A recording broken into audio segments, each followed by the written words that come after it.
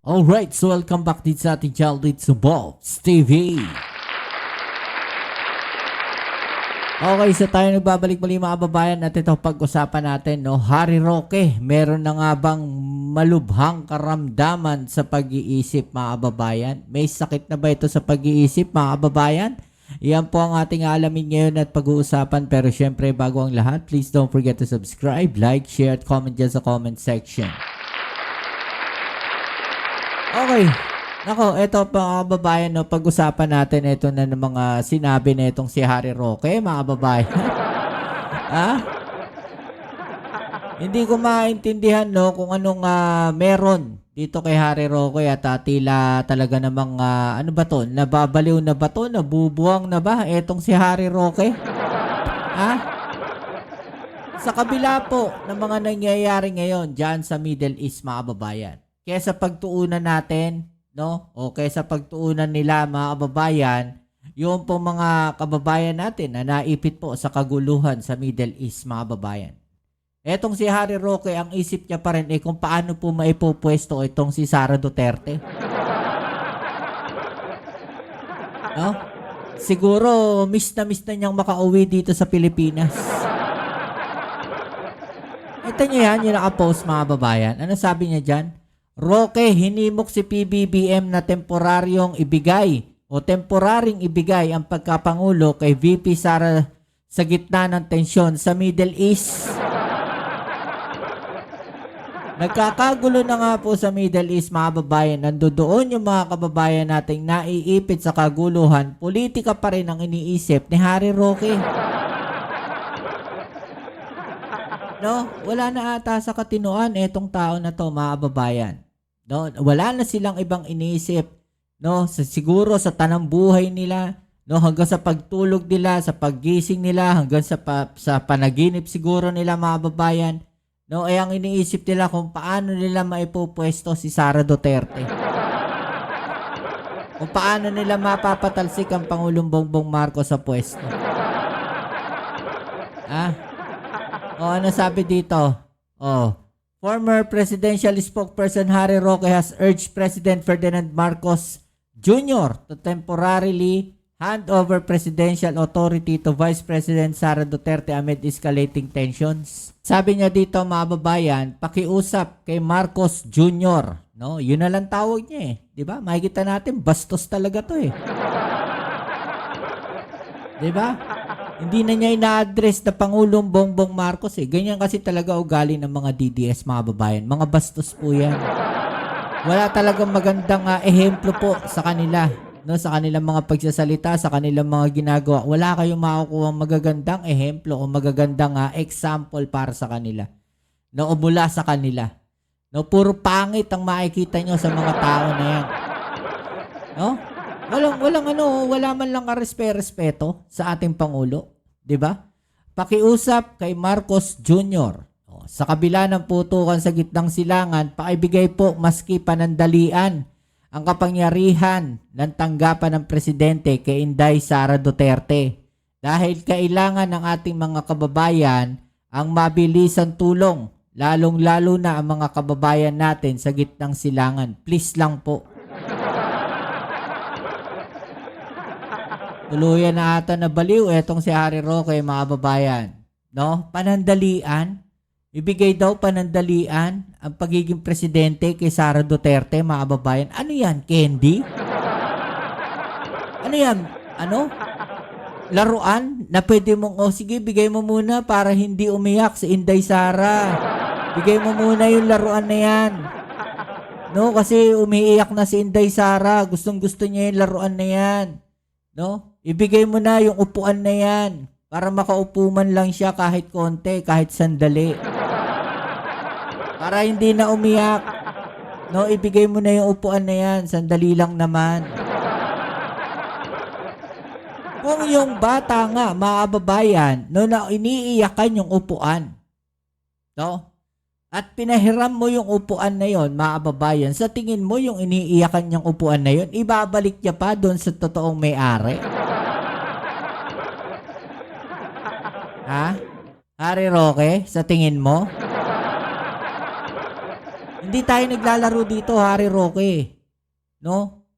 Hindi tayo naglalaro dito. Huwag mong gawing uto-uto yung taong bayan. Huwag mong gawing tanga ang taong bayan, Harry Roque. Sino yung upo mo? Si Sara Duterte? Noong nakaraan nga, saan siya nakita? Saan nakita si Sara Duterte, mga kababayan? Ha? Ito. Ano sabi? Balita ko, nasa Bangkok, Thailand si Lustay para mag-shopping sa oras ng trabaho. May oras ka pati? Nasa Bangkok, Thailand daw, mga kababayan. Si Sara Duterte. Yung vice presidente natin na sinasabi ni Harry Roque na ibigay daw muna yung pwesto, no? Para daw matugunan yung problema. Diyan po sa Middle East, sa gitnang silangan, para mas mabilis daw yung tulong. Mga kababayan. Nandoon po sa Bangkok, Thailand. Sa oras po ng trabaho, yung nakaraan. No, yan ba? Yung magbibigay ng mabilisang tulong? Wala. Siya na nga mismo nagsabi, di ba? No? Hindi siya po pwede maging pangulo eh. Yung tatay niya mismo nagsabi. Ano nga asahan niyo dyan sa tao na yan?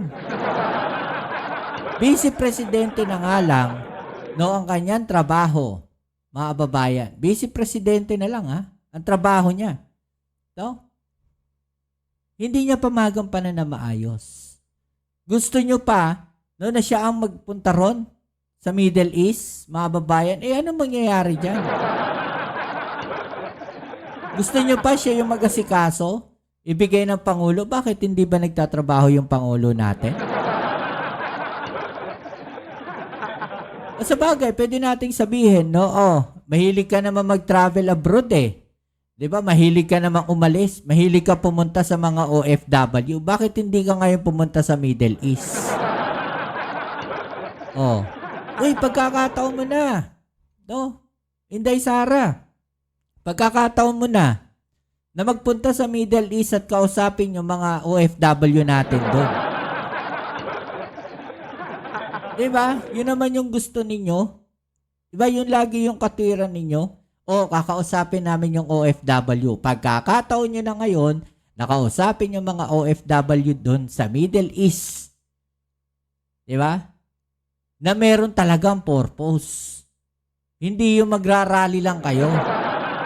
Hindi yung ikakatwiran nyo, nakakausapin nyo yung mga OFW sa Middle East, no, yung mga OFW sa ibang bansa, tapos sabay rally ng mga DDS supporters. Sabay sisiraan yung gobyerno. Ngayon, chance nyo na. Pagkakataon nyo na. Pumunta kayo sa Middle East, kausapin nyo yung mga OFW doon. No, alamin ninyo ano yung sitwasyon nila. Ito na yung magandang pagkakataon. At sa statement po na yan ni Harry Roque, mga babayan, parang sinasabi niya, no, na walang ginagawa yung ating gobyerno. Na walang ginagawa yung ating Pangulo. Samantalang kitang-kita, no, na yung gusto niyang ilagay doon sa pwesto, nandoon po, naglalakwatsa sa oras ng trabaho. Diba? Tama ba yun, Harry Roque? Yan ba? Yan ba yung gusto ninyong ilagay sa pwesto? No, dinaig pa si Dora. No, sabi nga ni Jose Claire Castro, dininay, no? He is well and healthy. Kasi may kumakalat na naman no, ng mga fake news, no, na may malubhang karamdaman daw yung Pangulo natin. The President was in a private meeting, no, with presidential management staff this morning. He is well, healthy, and working even on a Saturday. No? Kahit Sabado po, nagtatrabaho yung Pangulo natin. Samantalang yung iba po dyan, kahit oras ng trabaho, nasa Bangkok, Thailand, no, nagsha-shopping daw. Dito, supalpal na naman si Harry Roque, mga babayan. Diba? Ano sabi ng mga kababayan natin? Our next president, kahit ayaw mo pa. Diba? Oh, hayaan nyo na mag-unwind lang ating BP. Masyado siyang stress. Drama-rama. Oh. Diba? Masyado daw stress kaya hayaan daw mag-unwind mga babae. Sabi dito, hindi totoo yan. Walang bodyguard. Nag-iisa lang. Pwede ba naman yun? Pwede ba naman yun? Eh, di ba, umaalis ka yan. Ginagastosan ng gobyerno yung mga bodyguards yan. Kahit pasabihin natin, mga babayan, na pera niya yung ginagastos dyan. No, kahit sabihin pa natin na pera niya yung ginagastos no, sa kanyang pag-alis. Sa kanyang pagpunta dyan sa Thailand, mga babayan. No?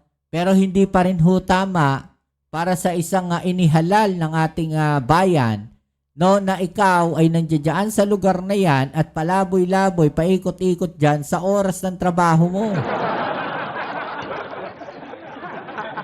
Tapos ikaw yung isusulong ni Harry Roque na ilipat daw mo, ipalit daw muna sa pwesto para sa mabilisang tulong, lalong-lalo na sa mga kababayan natin sa gitnang silangan. Anong mabilis na tulong magagawa niya, Harry Roque? Eh kung sa oras nga ng trabaho, naglalakwatse. Diba? Alam nyo, medyo malala na. No? Hindi na maganda ang nangyayari dito kay Harry Roque, mga babayan. Kasi hindi na po tama yan.